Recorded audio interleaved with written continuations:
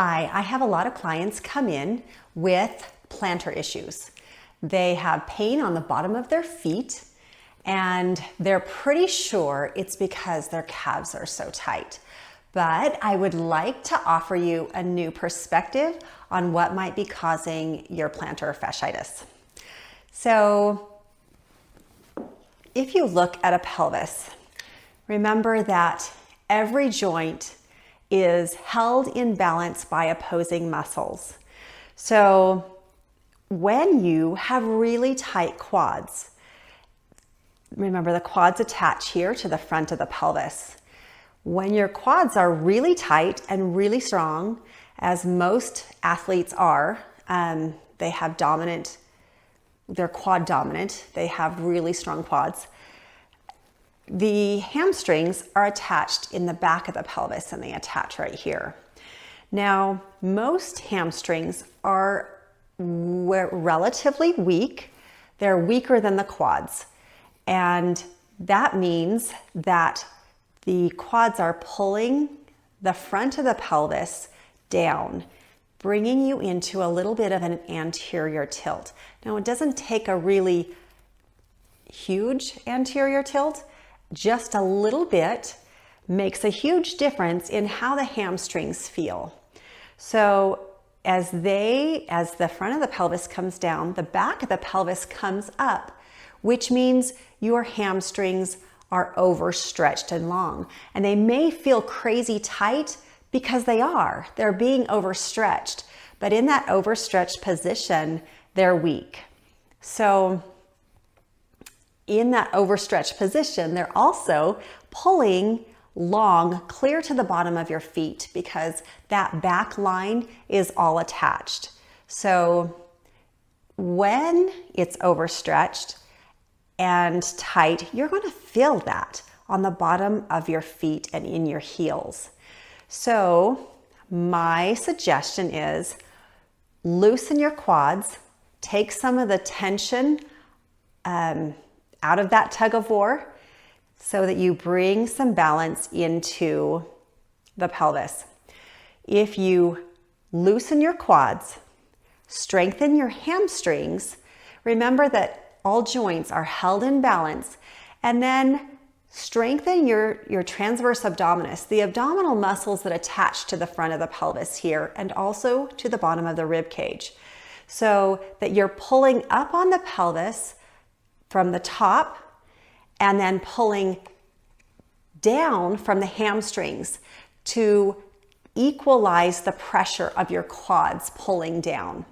So the solution is, again, loosen quads, strengthen the abdominal muscles that attach here to the front of the pelvis, and then strengthen your hamstrings. So this is how I teach people to do that. If you take a set of yoga tune-up balls, they come in a pair, and you're going to roll out your quads. And to do that, I like to start at the front of the, just above the knee. Now, this may be really tight if you're not used to the pressure on your quads. The solution to that is to go towards it. The only way out is through. So really engage the muscle like you're going to grab the balls with the muscle, hold it, and then release. And a series of those really contract and release will allow the muscle to neurologically accept the pressure of the ball. So another thing that you can do if you come to a really tender spot is bend and straighten the knee. That is called a pin and stretch. You're pinning the muscle and then stretching as you lengthen the muscle by bending your knee up. So you're going to do a series of that contract and release and pin and stretch until you get to the top of the quad where they attach to the pelvis. Now, there are many aspects to the quad that you're going to need to roll. The one that in most people is the most tender is this lateral aspect. So you have to keep moving around. That's from the TFL down to the knee. Also through the lateral quad, which is vastus lateralis. So start just under the hip. So you're kind of on your side and kind of towards the front. You're in between. And you're going to roll that whole length. Again, if it's tender, pin and stretch the muscle. This will be more tender than, well, for most people it is. This tends to be the tighter quad muscle. And then contract the muscle and release. And roll clear down to the knee, just above the knee. Now, you can spend quite a bit of time rolling those quads out. It isn't quick work, it's slow work. So take your time and do a thorough job of releasing your quads. With time, it comes to feel really good. So when I say time, like take 5 minutes and really roll out each quad. Okay. Now we're going to work on, we've released the quads. We're going to work on strengthening the hamstrings and your transverse abdominis to hold that joint, the pelvis in this case, in a neutral position so that your opposing muscles are balanced. One of the ways that I like to do that is to take a small Pilates ball. Start with it right on your Achilles. If you start lower, you're going to run out of space. Now, you're going to engage that muscle like pretty intensely. So you're pushing down into the floor, and then you're going to, without letting go of any intensity of that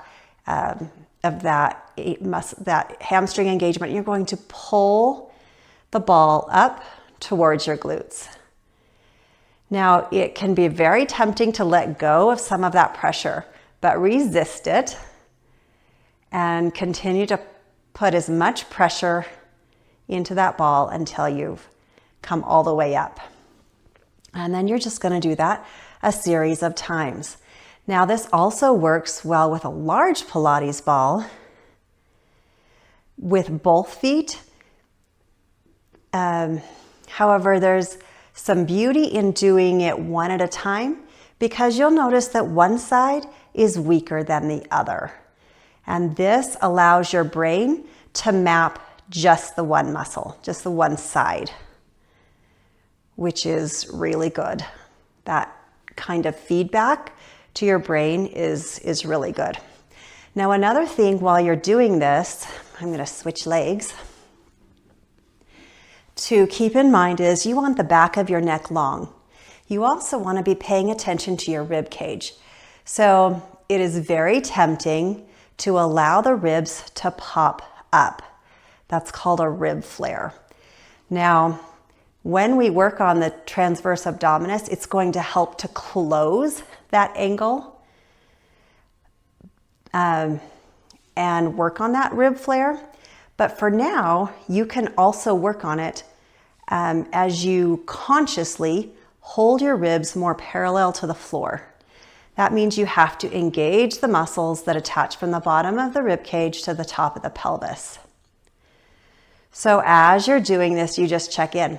Am I putting as much pressure as I can from my hamstrings into the ball? And am I holding my ribs down? So those two keys, those two actions are going to help hold the rib cage or the pelvis in a neutral position.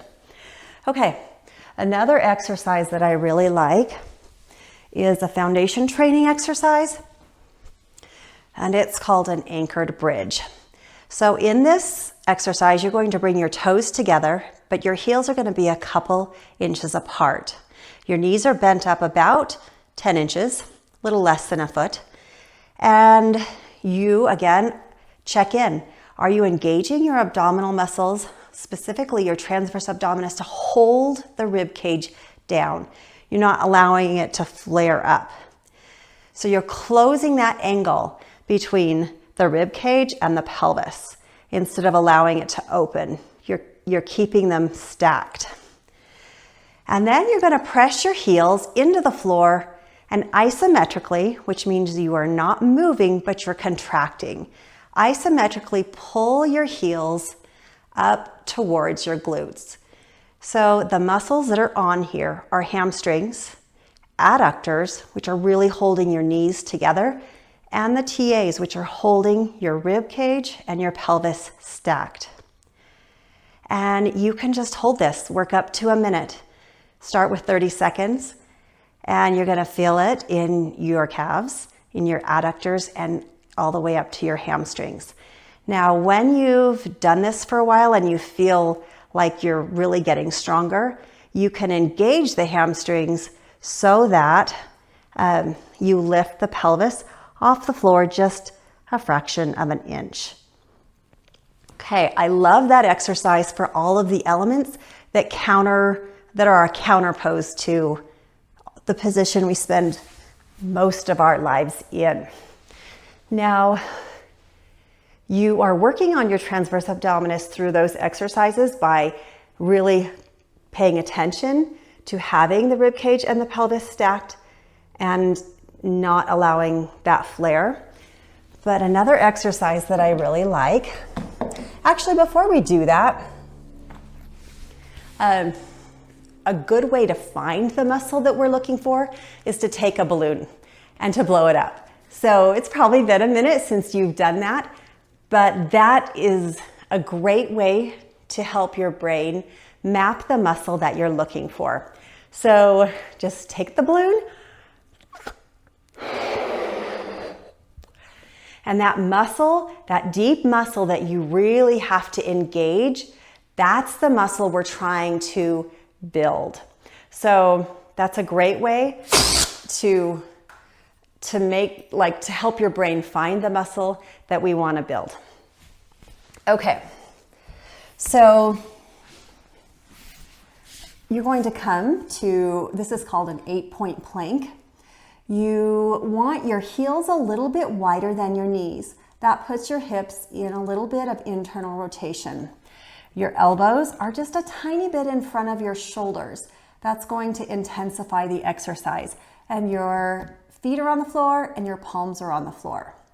Now, as you come into this position, you are really pulling your elbows together, your knees together, and then everything towards the pubis symphysis. So everything is pulling towards the front of the pelvis. This is a great way to build your transverse abdominis and to really work everything towards center. When we think about the opposing muscles and how everything works together, you have a lot of spinal muscles on the back, but not so much on the front to hold the pelvis and the rib cage in a stacked position.